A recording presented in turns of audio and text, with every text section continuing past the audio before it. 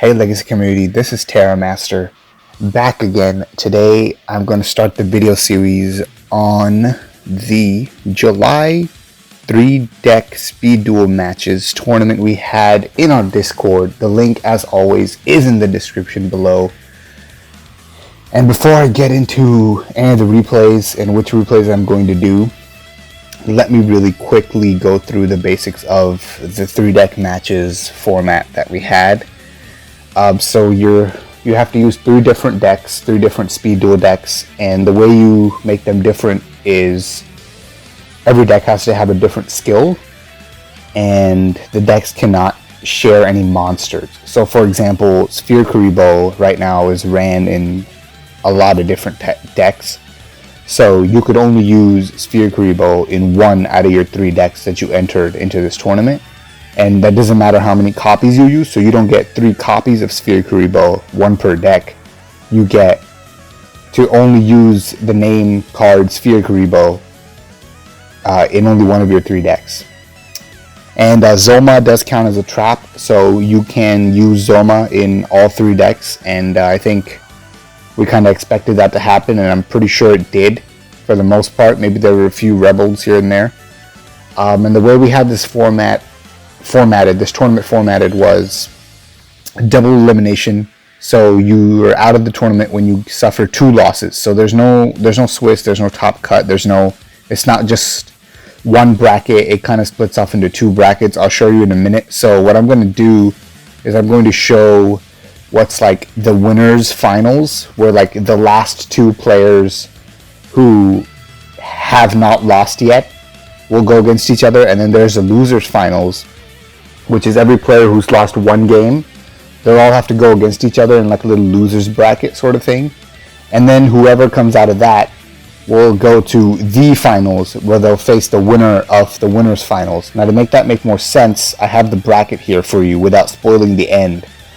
Is that you see the winners bracket up here is these 2, FivedimensionTCG and Bylot, are undefeated up to this point.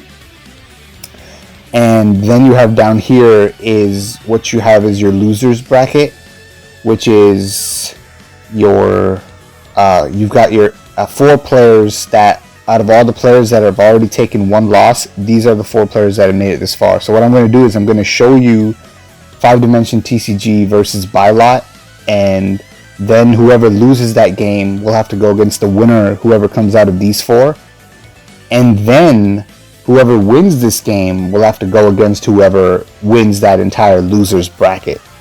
It'll probably make more sense as you follow along the matches themselves.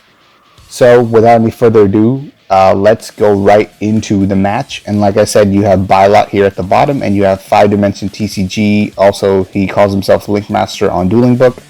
Up top, really quickly, I want to let you guys know that FivedimensionTCG also has his own Discord and YouTube channel.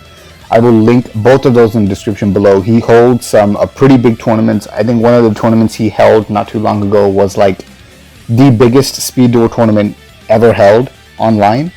So it's pretty cool. Check it out. I enter a lot of his tournaments myself, and I can tell you that they're a lot of fun, and there's a lot of really good players that enter them. Anyway, let's go into the match here.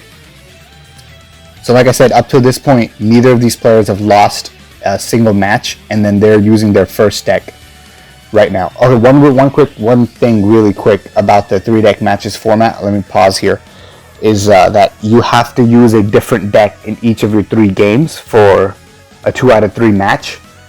What that means is that if I use Cocoon in game 1, like Linkmaster is using here, he cannot use Cocoon in game 2 or 3, regardless of whether he wins or loses this game. Alright, so here we go. So that way you're forced to play 3 different decks if it goes to a game 3. As what the goal was here, is that to really have players play different decks. Anyway, so Bylot will go first, and he will set 3 pass. Linkmaster, I'm just going to call him 5 Dimension, I think that's easier. 5 Dimension will set 2 and set New Doria. He's playing around the Mech Knights there. Bylot will set Dekoichi pass. Here comes Zoma in the end phase from 5 Dimension. Again, Zoma you're probably going to see in every deck since we are counting it as a trap. Zoma will swing into that Dekoichi attempt to, but get Dust Tornadoed off. And Yugioh will swing into it and kill it, allowing Bylot to draw a card. However, when it flips, Yugioh will try to do 1200 damage, and it will, but Zoma comes out in the end phase from Bylot as well. Bylot will Parasite that he pulled off the top right there. Here comes the Cocoon. Bylot will go ahead and use up his Cocoon of Ultra Evolution first, trying to be aggro, trying to win the game before 5-Dimension even gets his Cocoon off. But the Moth's attack does get speared off, and he chooses not to attack with the Zoma because he doesn't want his Moth to get destroyed. Sort of a big brain play right there. Here comes Dust Tornado and chooses to hit that face down rather than get rid of the Zoma. He must have another way to get rid of Zoma. Let's see what he does. Indeed, he's going to target the Zoma with Parasite so that he doesn't have to run it over and take 3500 damage if he was to kill it with Moth, or he doesn't have to crash his Yugioh into it either. This is probably the most efficient way to get rid of Zoma, and that's what he did. So now that the Moth is in defense mode, the other Moth can kill it, but that Moth also gets forced into defense mode. We've got 2 Moths in the field in defense mode right now. How often do you see that? As look at this, we have our first bit of spice in this tournament series, and that is a possessed Dark Soul. Oh man, I wonder what he was citing that for. As he activates a Lure of Darkness, and see, look, worst case scenario in Dark Moth, possessed Dark Soul can act as a banish target for your Allure of Darkness. I think he used it as a replacement for Yugioh, as we have not seen Yugioh in his deck yet. Moth will go ahead and try to swing into the other Moth, but that Parasite, that little known effect of Parasite of the equipped monster cannot attack insect monsters, comes into play here. Amazing. And then 5-Dimension will flip over his Dekoichi to draw an additional card. He will switch his Moth to attack mode. He will go ahead and try to crash Moth for Moth, and then Parasite comes down. The exact same play, but 5-Dimension is not giving up on killing that Moth. He's going to try to suicide the Yugioh, but Bylot does not let that happen either. He Spear Creevils it Yugioh into defense mode. This is so intense. Both players really do not want to let their Moths die, because they know that as they've already used up their entire skill, whichever player survives with their Moth and gets to swing in with it for a big hit will most likely win this game.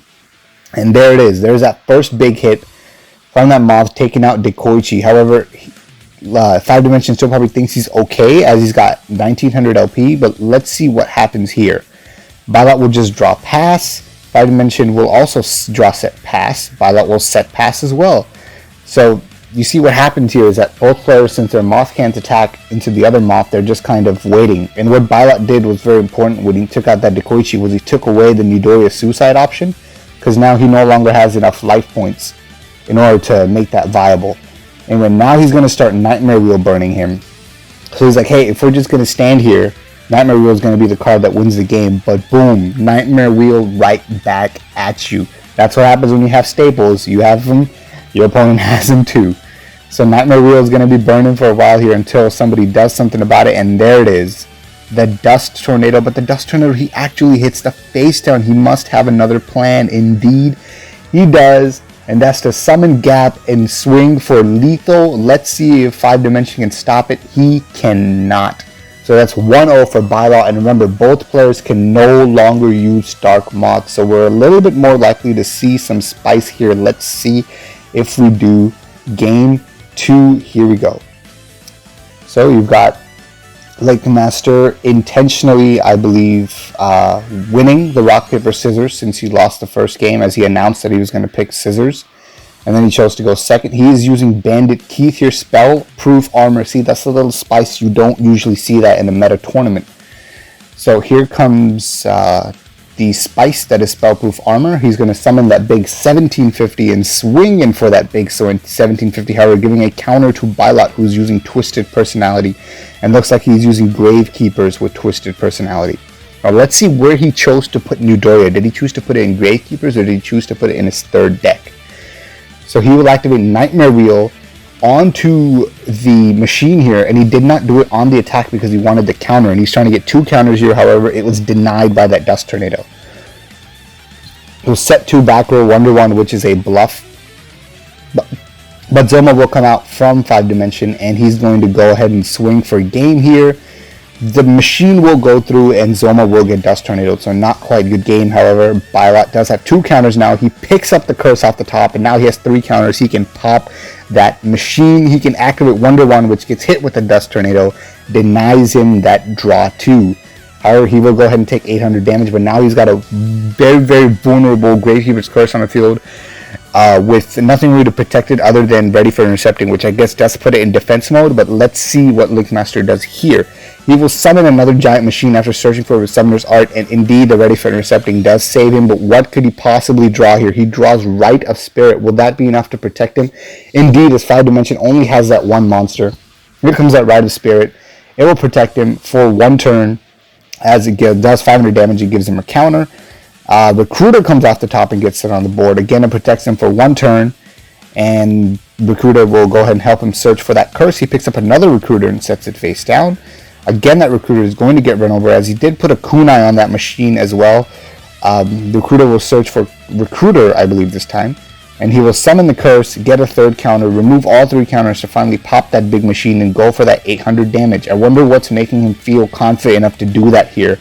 Not afraid of 5 dimension having another machine here. Let's see if it cost him. Indeed, it did. I think he just ran out of search targets for a Recruiter in his deck.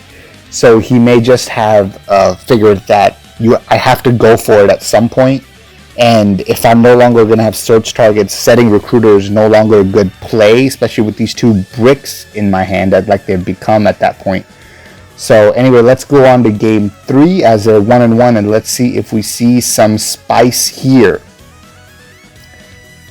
And once again, they intentionally choose a rock, paper, scissors in order to allow Bylot to pick, and he picks 2nd. And we have Inner Conflict with a Twisted Personality here. So no spice here, but you already saw the spice. And the spice was successful in game 2 when Spellproof Armor won. Here comes a Blade Knight. That's a little spicy. That is indeed a little spicy. Not typical in at least the Inner Conflict decks that I've seen. So yes, that is indeed very spicy. It takes out a Recruiter, which allows him to search for that curse, which he will go ahead and summon. And then here comes a Zoma at the end phase. Blade Knight will go ahead and take out that curse, and then he is going to have an attack for game here. Let's see. Nope. Rite of Spirit will come out, bring that Recruiter out to block his path. Recruiter will search for another curse, and let's see if he takes the 1800 here. He does not. He Dust Tornadoes that Zoma off. However, he will go ahead and use his 2 counters for Twisted Personality to snipe the offerings out of his hand. And here comes Dark Ruler Hades. Let's see if he goes for the big conflict play. He does not. He chooses to just attack with 3 non-tribute monsters. He goes in with a Charging Guy, gets not revealed. Blade Knight goes ahead and runs over the monster, and Charging Guy does damage. Nightmare also does damage, and he will snipe that Hades from the hand. I don't know whether or not he should have just went ahead and gone for it right there, but as we see here, there was another Rite of Spirit face down, so I don't know if it would have been lethal. Anyway, let's see what happens here. Offerings will be set face down from Bylot, who will go ahead and take more swings with a big 2000 Blade Knight. However, here's that Windstorm to stop both potential attacks, as the 3rd one's already stopped by the wheel. Let's see how 5 Dimension can come back here, though. Here comes a Nightmare Will Burn, another counter, and boom. Oh, very nice. Cannon Holder and Rite of Spirit. However, we did just see him set that Offerings. That'll come into play here, as before he gets a chance to activate that Cannon Holder effect on Summon of Curse, he will Offerings it off, and I think that's game, as these 2 attacks are now too overwhelming. Unless that card's a Sphere, it's not. It's a Recruiter, and that is indeed good game. So Bylot gets this one. So now 5-Dimension-TCG will have to defeat the winner of, or not, the other finalist of the loser's bracket, as he's automatically a finalist in the loser's bracket, in order to potentially get a rematch with Bylot. So we don't know if that'll happen, or if Bylot will have a new challenger as his final opponent in order to win this tournament. Anyway, that's all I gotta say. See you for the next match, which will be 5-Dimension-TCG versus whoever came out on top among everybody who had lost 1 game already. Terramaster out.